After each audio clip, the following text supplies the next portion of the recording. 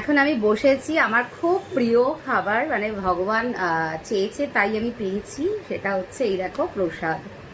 আমি সিন্নি প্রসাদ খেতে এত ভালোবাসি, তোমরা তো জানোই যারা আমাকে ফলো করো, মানে সিন্নি প্রসাদের জন্য পাগল। কিন্তু একটাও ব্যাপার, আমি বেশি খেতে পারি না। দেখো একটু নিয়েছি, বেশি খেতে পারি না। আর সিন্নি প্রসাদ সত্যি বেশি খাওয়া যায় না। এর মধ্যে আবার একটা লাড্ডু ছিল, সেখান থেকে আবার একটুখানি লাড্ডু ভেঙে নিয়েওছি। ঠাকুরের এই অমৃত, এটা দারুণ লাগে।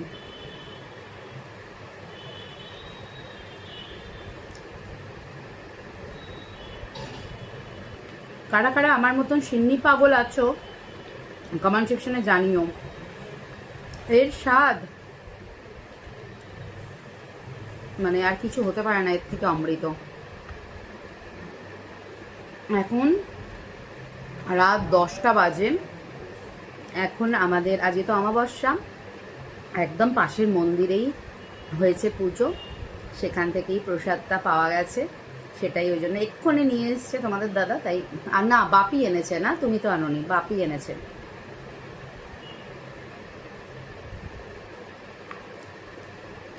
এই যে প্রসাদটা পেয়েছি এটাই অনেক।